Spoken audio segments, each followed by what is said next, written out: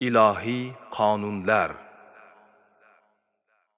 Yomon makr, hiyla o'z egasiga qaytishi borasidagi ilohiy sunnatlar. Dinimiz xushyor, ziyrak bo'lishga chaqiradi. Alloh taolo xushyorlik va ziyraklikni yomon maqsadlarda ishlatmoqchi bo'lgan bandalarga xitob qilib, Fotir surasining 43-oyatida bunday marhamat qiladi.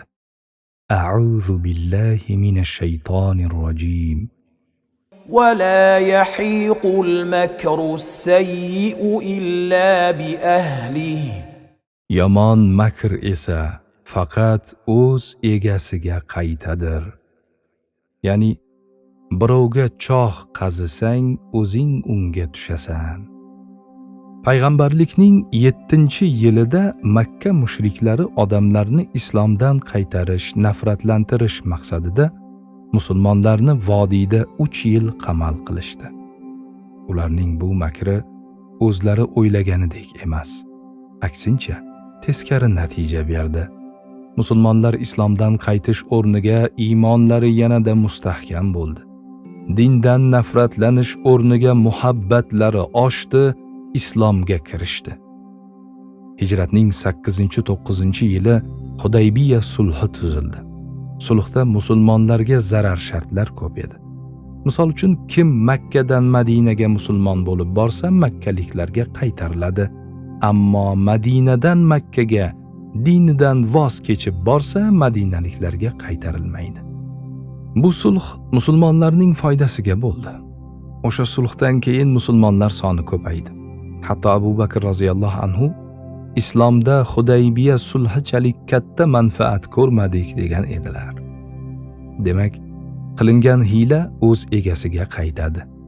Alloh taolo Yunus surasining 23-oyatida bunday marhamat qiladi. يا أيها الناس إنما بغيكم على أنفسكم.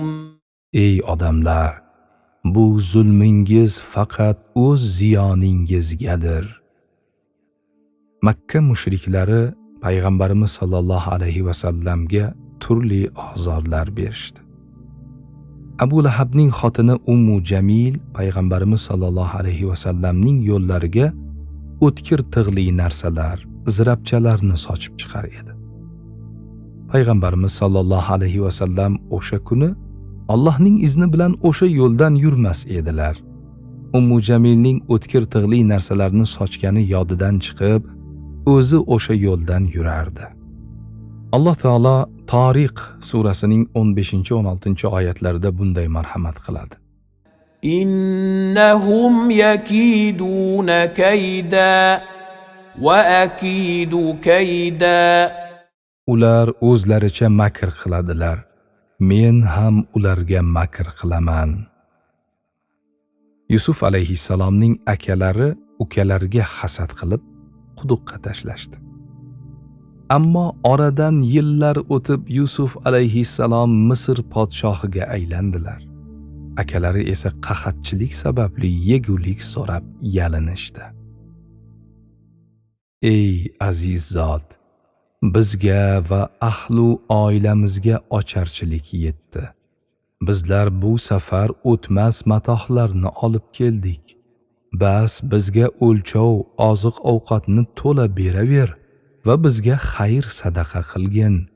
Alloh albatta sadaqa beruvchilarni mukofotlagay. Akalari rejalashtirgan makr aksiga oldi. Yusuf xor bo'lsin deyishgan edi, u kishi aziz bo'ldi. Qul bo'lsin deyishgan edi, podshoh bo'ldi. Kambag'al bo'lsin deyishgan edi, boy bo'ldi. Nom nishonasi yo'q bo'lib ketsin deyishgan edi, dunyo taniydigan odil rahbar bo'ldi. Islomni yo'q qilish, musulmonlarni qirishga bel bog'lagan Mo'g'ul imperiyasidagi askarlar to'da bo'lib islomga kirishdi. Birgina Buxorodagi Shayx Boharziy rahmatullohi alayh qo'lida 90 ming Mo'g'ul askari islomni qabul qildi. Alloh Qur'onda marhamat qiladi. ومكروا مكرا ومكرنا مكرا وهم لا يشعرون.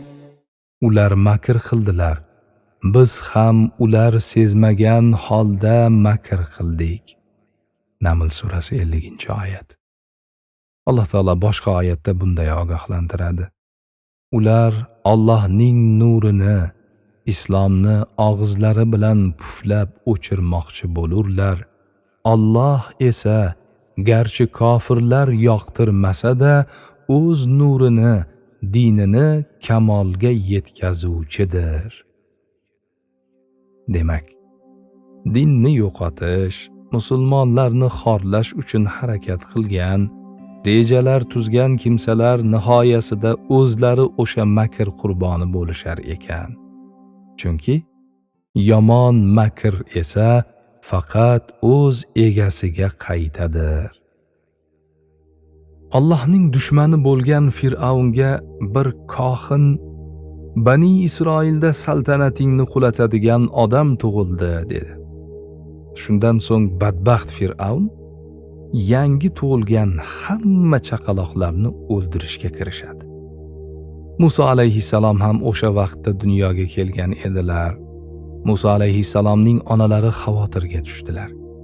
Bolamni o'ldirmasin deb bir savatchaga solib anhorga oqizdilar. Anhor Fir'avnning saroyi oralab o'tardi. Allohning hikmati bilan Fir'avnning ayoli savatchadagi bolani ko'rib, unga mehri tushadi. Fir'avnga uni bola qilib olishni taklif qiladi. Fir'avn bu taklifni ma'qullaydi. Fir'avnning saltanatini qulatadigan farzand Fir'avnning uyida ko'z o'ngida katta bo'ldi. Bu Allohning makridir. Shuning uchun birovga choh qazimoqchi bo'lganlar, makr qilib ozor yetkazmoqchi bo'lganlar Allohning وَلَا يَحِيقُ الْمَكْرُ السَّيِّئُ إِلَّا بِأَهْلِهِ, ya'ni yomon makr esa faqat o'z egasiga qaytadir degan ilohiy qonunini aslo unutmasin. Payg'ambarimiz sollallohu alayhi va sallam makrni qoralab al-makru wal khadi'atu fin-nari, ya'ni makr va hiyla do'zaxdadir deganlar.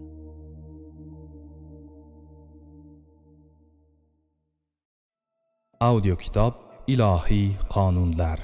Muallif Odilxon qori Yunusxon o'g'li. Mas'ul muharrir Davron Nurmuhammad. Matnni Abdulqayyum Ismoil o'qidi. Audioni Subhan Muslim tayyorladi. Davomi bor.